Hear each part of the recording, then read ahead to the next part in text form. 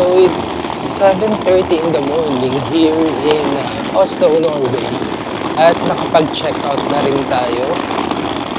So maaga ako aalis ngayon kasi nga pupunta na ako sa next country. Ang flight ko ay 10:20. Pero kailangan ko pang isurrender yung key ng bahay. Pala isusuri yung key. Isurrender mo siya. So yun siya. Scan. Paano?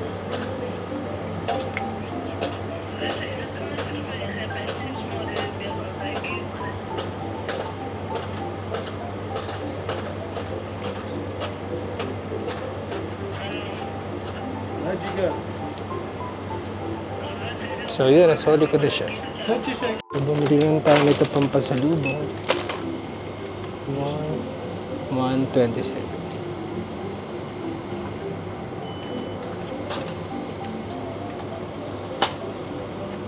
So hello, nandito na ako sa terminal ng Oslo. Going to the airport. So kung makikita niyo, pawis na pawis ako. Kasi nagkamali ako ng dinaanan. Hindi kasi ako nag-navigate. Parang wait, tinatawag na pala kami kasi 8:40 yung train namin papuntang airport. So inaantay na lang namin yung train. Yung time niya is 8:40. So yun nga, nagkamali ako ng way papunta dito sa terminal. So parang kumain din ng mga 10 minutes yun. Doon ako sa kabilang side dumaan, pero dito dapat ako sa likod. Pero anyway, nakahabol naman tayo. Darating ako doon ng 9 o'clock. So at least may time pa ako para although nakapag-check-in ako, may time pa ako para drop yung luggage.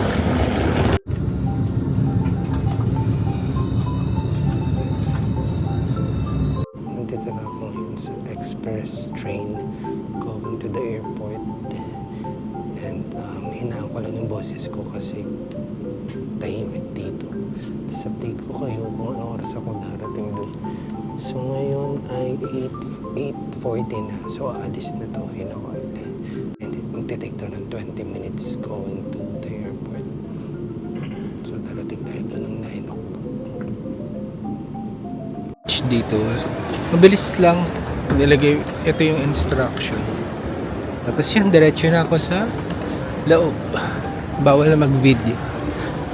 Nag-aantay na lang ng boarding. Bumili muna ako ng kape. Yan.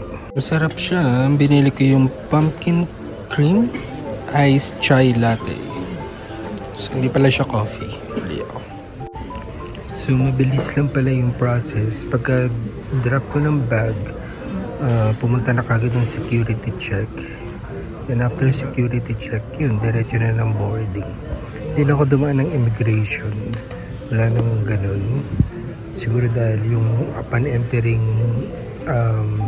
Oslo or Norway, na-check na kami dun sa border pa lang. Pero hindi ko alam kung bakit yun. Wala nang immigration. We're going to the airplane now. Nandito na ako sa loob ng airplane. Mukhang hindi naman full flight kasi konti lang yung tao. So wala pang katabi, pero let's see kasi nagbo-boarding pa rin naman. Maulan ngayon sa Sweden or sa Stockholm.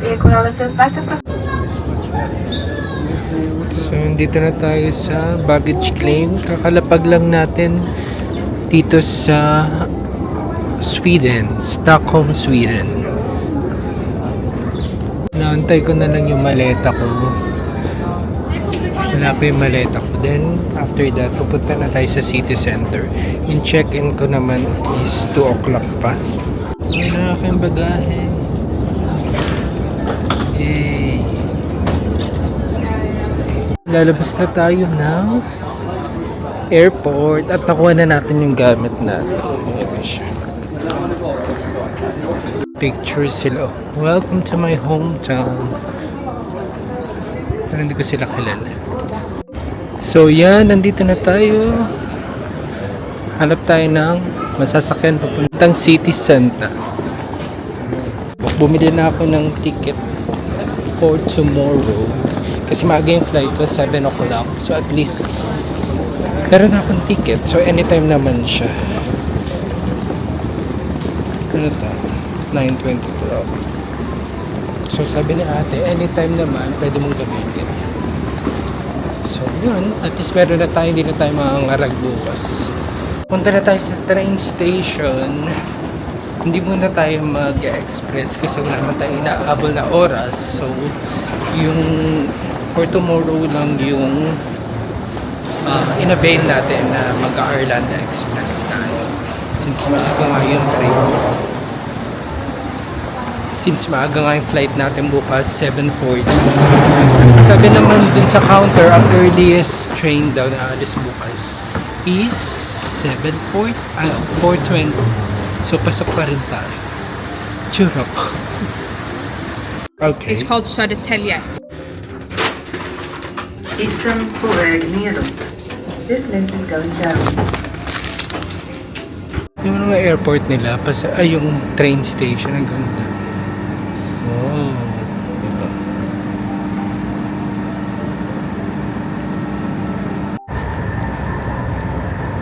Nandun tayo galing sa Arlanda Sea. Then, pupunta tayo ng Stockholm City. So, yun. So, train station. Kanilang train station dito. Ibang-iba yung architecture, oh. Ano naman, effort. Diba? Ang ganda. We're here in Stockholm, Sweden. So, kakain muna tayo. At 12 o'clock na. Hanap tayo ng kainan. Ang digdi dito. Isang vibe na naman. So, yun yung kanilang central station. Saan tayo kakain? Yun ang tanong. So, meron church dito.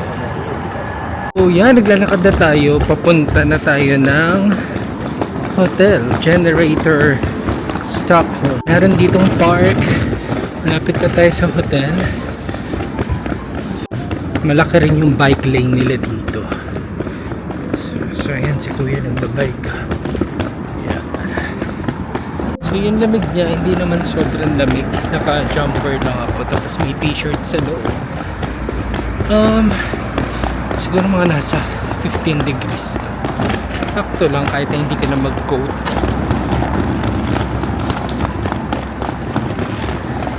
Generator Stockholm, yes. Sa tapat, merong 7-Eleven. And may mga kainan din dyan. Ito, mga pizza shop. Pizza restaurant.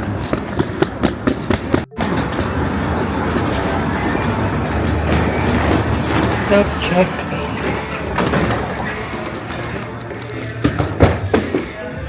So, dito na tayo. So, nakapag-check-in na tayo kahit 2 o'clock pa. Yung check-in, pinapasok na nila ako. So, sa first floor lang naman, ganda talaga dito. So, yun, check natin yung room. Diba? Oh, may pirpat dun.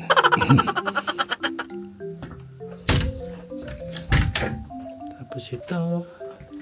Yan. Dito ako sa bed number 2. So, sa baba ako. Tapos yan.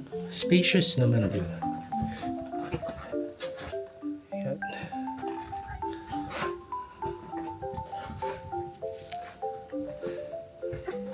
Kasya pa maleta. Tignan natin.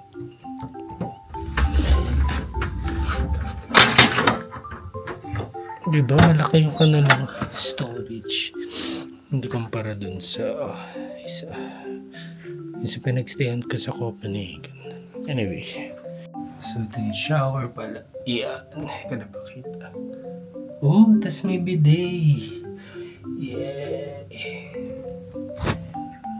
So, nakapag-check-in na tayo. At pupuntahan natin yung first na destination natin, which is yung Radusset Metro Station. Yun yung sikat na metro station dito dahil sa design niya. Nakakaiba. Although lahat naman kakaiba dito yung mga design. Pero yun yung most famous. Yan, habang naglalakad tayo, papakita ko sa inyo kung ano yung view dito. Yan. Pumunta tayo ng Radisson Metro Station.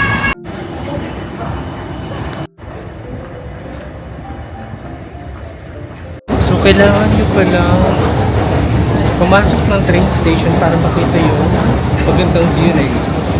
Although, doon din naman yung papunta natin. So, tingnan natin. Ayan, so, grabe, ang ganda.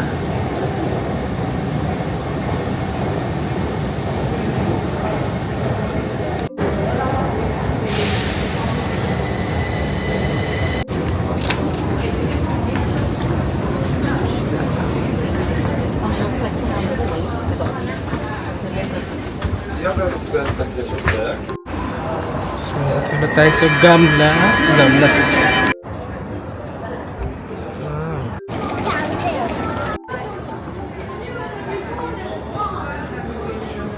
So, ano tong church na to?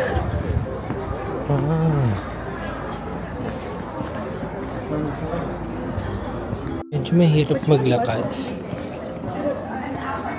So, hinahanap natin yung mga colorful na houses dito. So, yung church.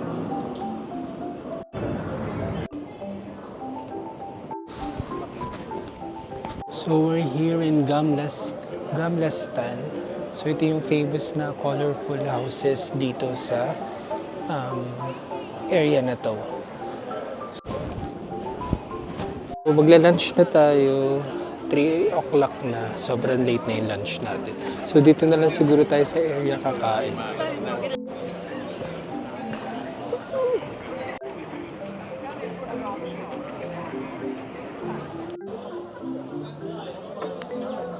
So, ito yung ino-offer niya, yung classic meatballs. Freshly fried meatballs, mashed potato, cucumber.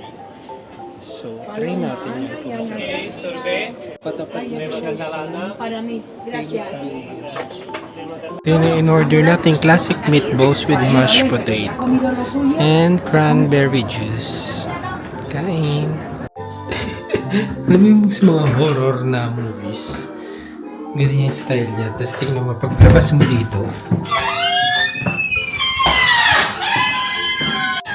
may harang, tapos may lamesa dun. Na lang. Parang sobrang luma.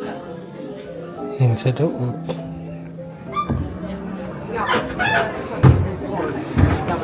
Kasi, tayo kumain.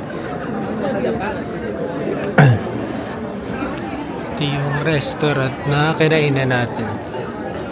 So, pupunta naman tayo dito sa likod ng museum. Tingnan natin kung anong meron sa part na yun. Hindi ko alam bakit tinitignan nila yung sapatos ko. Church, I think.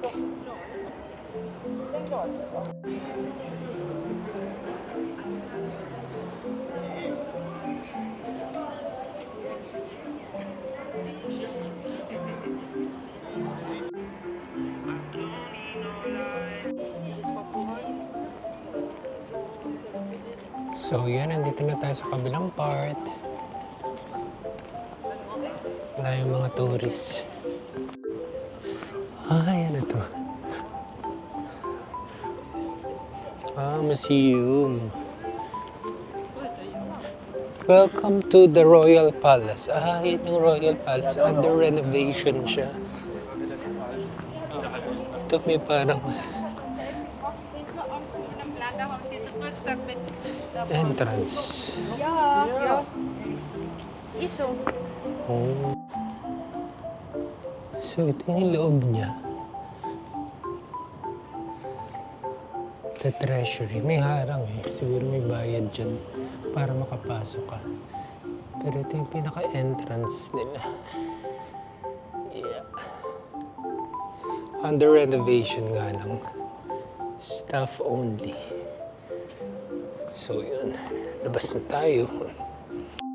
Carl 14th Johann. So yan. Siya yan. Parang nakabalot lang yung harap niya. So, dito na tayo sa kabilang part.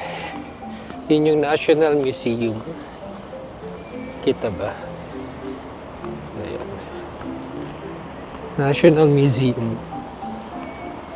Yung kabilang view, kung dito ka manggagaling sa baba. So, ayan. Ganda.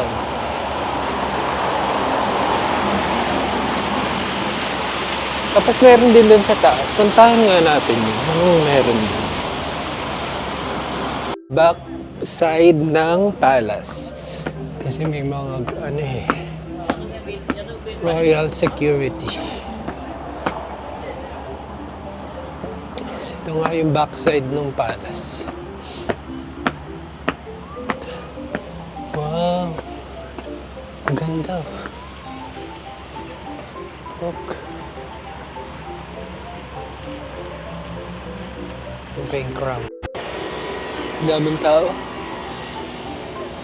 So kung gusto mo mag-relax, pwede ka umupo dyan. Grabe, linis ang kanilang river. Oh. Walang kabaso-basura. Ayan. So lipat na tayo dun sa kabilang side ng Stockholm.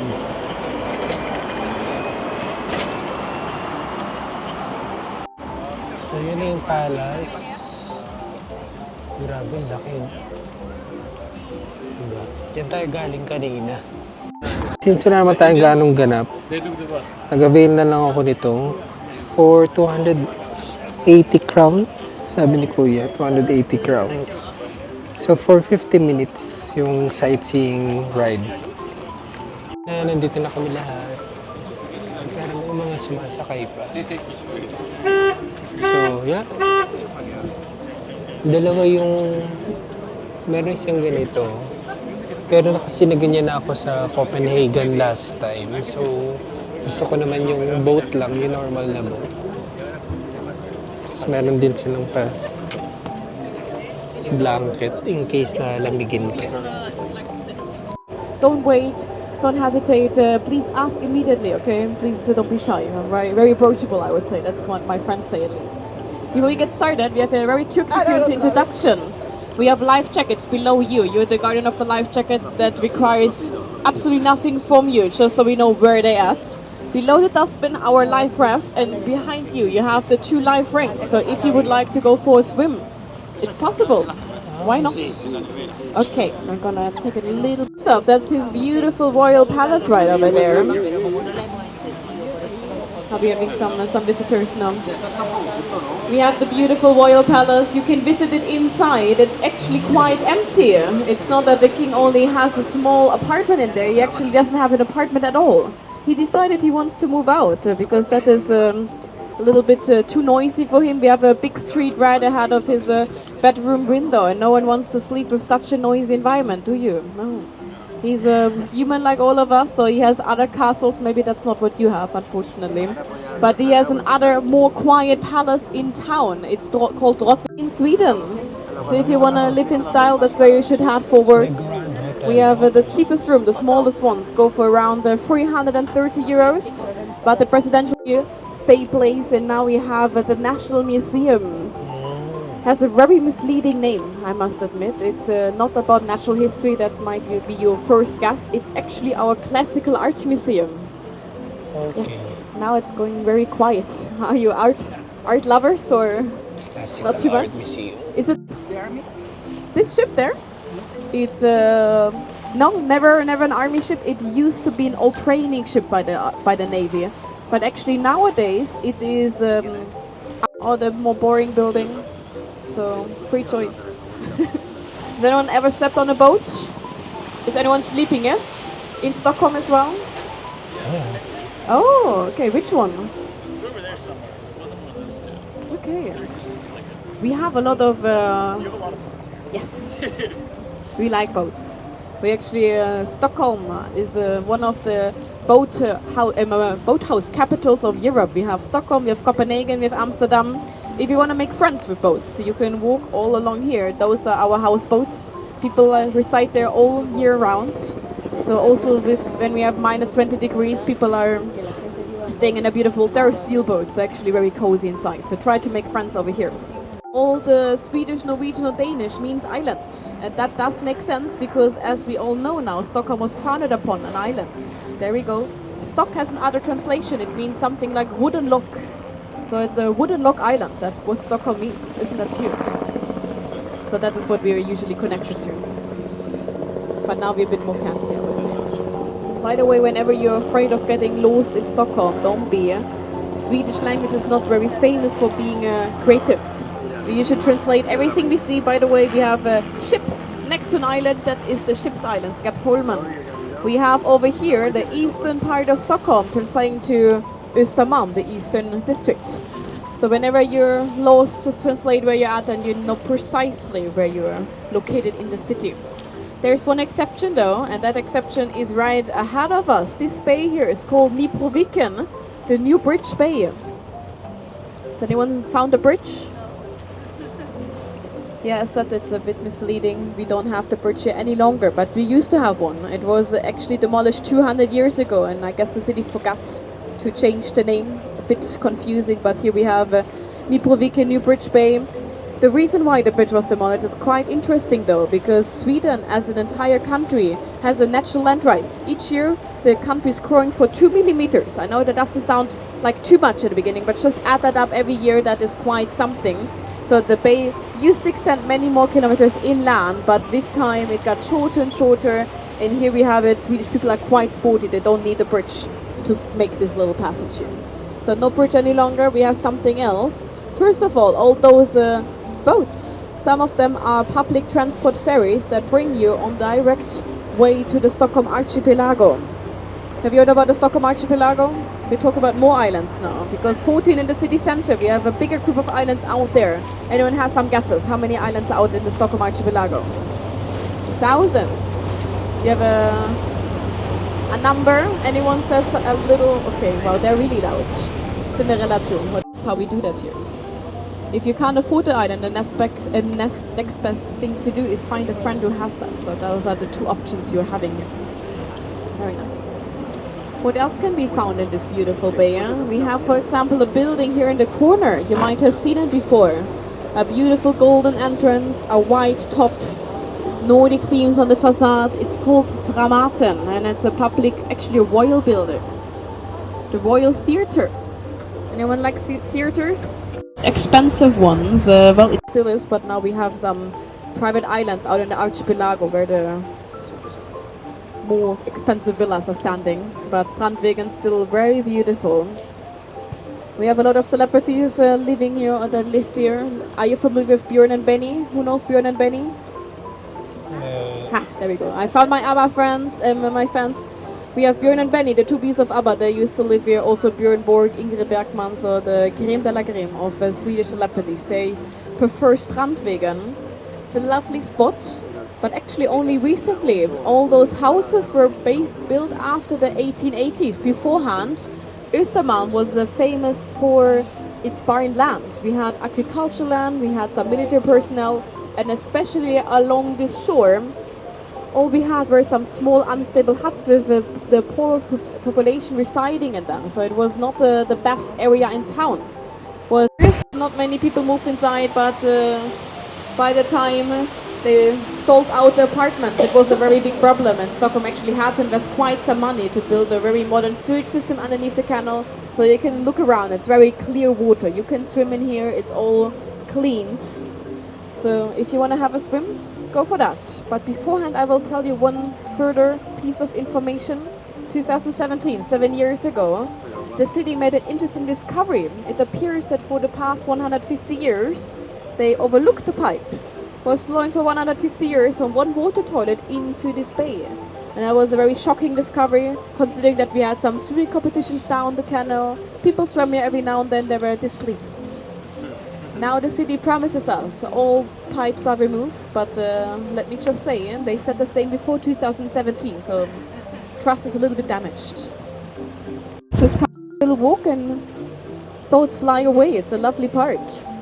The island itself is quite famous for its museums. All you will find on the island are either museums or trees from the national park. The reason why no one is residing on there, of course they would like to, but they're not allowed. Island is still owned by the king. It's his island, so you're allowed to to go on there, but not to build anything. And whenever you want to build a private building and you ask for permission, the answer will be a clear no. Embassy, the South Korean, Hungary, Turkey, Germany, America, Norway, Finland, most embassies, 60% of embassies right over here. Embassy pala itong mga to. Layo, no? Layo sa city center. Wait. Old Norwegian embassy before they discovered oil. They had this one little cabin over there. It's a little city joke, okay? Of course, that's not an embassy, but it's actually a storage house from Norway, and that's close to the embassy city, so that's why we use it. This is actually, as I said, a storage house from the 14th century. And you might wonder now why do we have some Norwegians on board? Whom did I insult? No one, that's good. The Norwegians didn't come to Stockholm building the storage house and then leaving again. It was bought by a museum called Skansen. Who has heard about Skansen? Some of you? Has anyone been to Skansen? If you go tomorrow, please make sure to bring good footwear. It's a huge park. It's one of the largest open-air museums worldwide. You're going to walk a lot. For the museum, if you're more into more Korean animals, you can also have a look at the crocodiles at the Skansen Aquarium. They have cool names, Hillary and Casco from Cuba. It's a children's literature museum. Anyone know some Swedish authors? Has anyone read some Swedish children books in the childhood? There is a little girl, 2 red ponytails, with a horse and a monkey. Who knows her? Is it Pippi Longstocking? Yeah, there we go. Yes, I heard it. Pippi Longstocking. That is the museum of her author, Astrid Lindgren. And actually, Astrid Lindgren, she was a very humble person, because when they asked her, can we, attribute the museum just to you? She was no. There are so many amazing children authors in Scandinavia. So she invited them to share the spotlight with her. Now we have the Astrid Lindgren on the roll in the south of Sweden, so I think she changed her mind later on. But that one is for more authors. Hint what is inside. Do you know it? What is it? A ship. The Vasa. Yeah, there we go. Has anyone heard about the most successful ship of humanity, the Vasa? Yeah? Okay. I think some of you take it serious. Just to make sure it's not successful. The Vasa was not a successful ship. It sank after 1.3 kilometer on its maiden voyage. 50 minutes, that's it. It actually started at the castle, so did we. And we made it already much farther today. So a little breaking off today. You can text your family. We have a brackish water in Stockholm. That means the organisms that usually eat the shipwrecks, they cannot survive.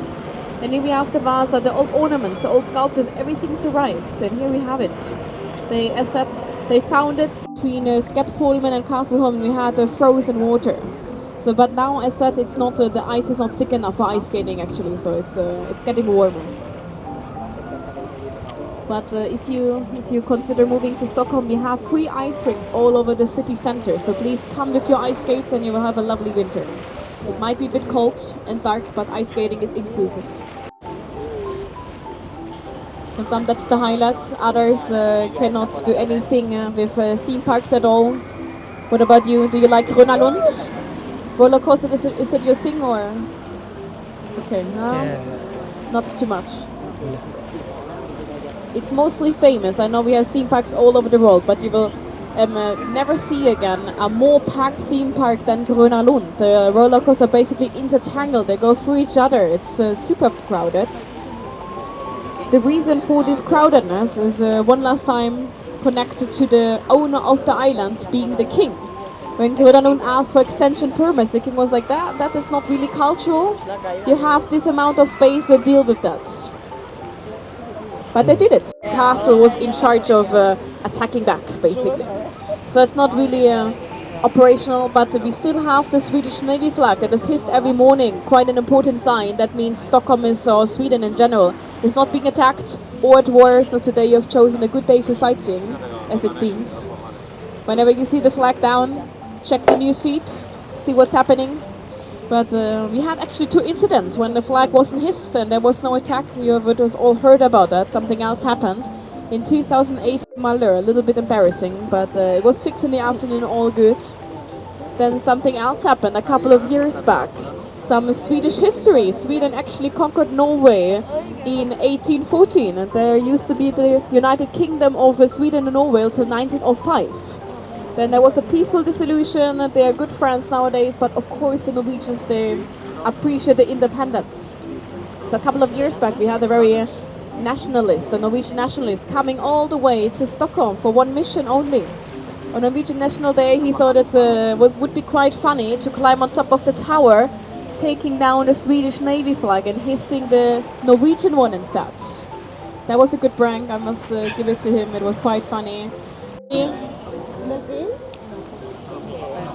Oh yeah, no, I've never seen so close. Cute. Have you seen Sally? I'm going down. I think she saw us and she went down.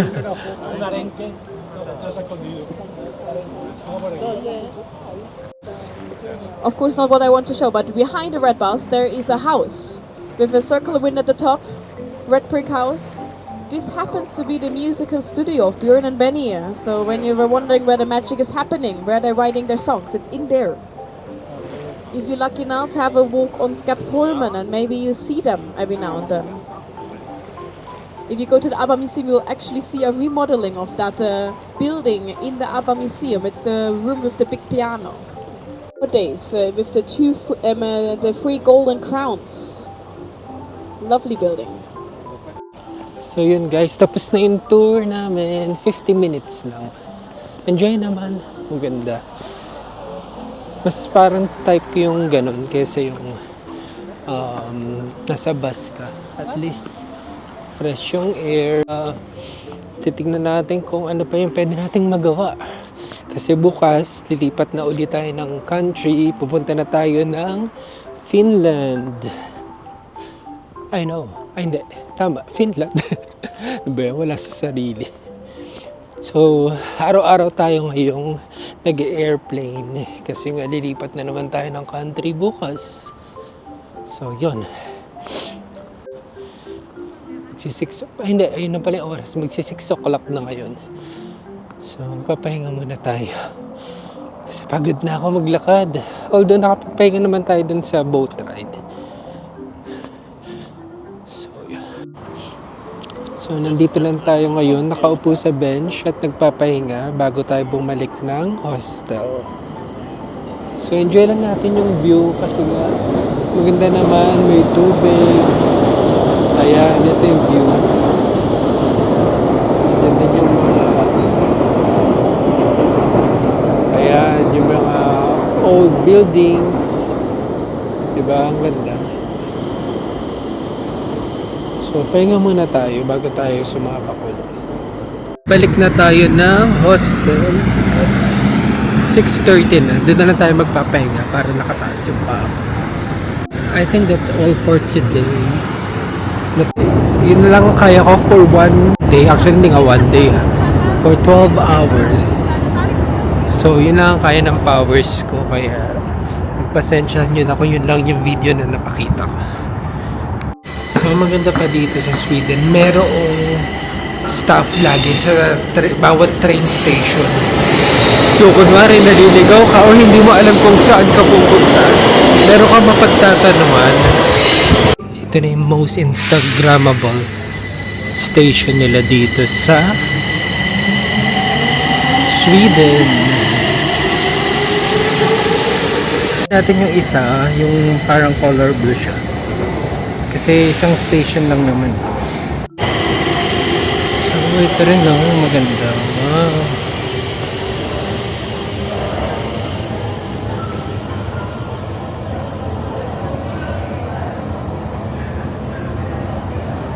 Diba? Ang galing oh. Ang ganda. So yun nga, napuntahan na natin yung dalawang stations na nakalagay dun sa website nila most picturesque station dito sa Stockholm, Sweden. So, yun na yung kaya ko. Hindi ko na pumunta sa iba kasi napapagod na ako. Magpapahinga na muna ako. So, 7 o'clock na rin. Busog pa naman ako. Siguro mag-stocks na tayo. Tinapay, ganyan. Bread. Pero hindi na tayo kakain ng malala. So, dito kapag nakapag-tap ka na, hindi ka na magta-tap. Diba? Ganun ka lang lalabas. Naman dito, oh, look. Ano kaya itong lugar na ito?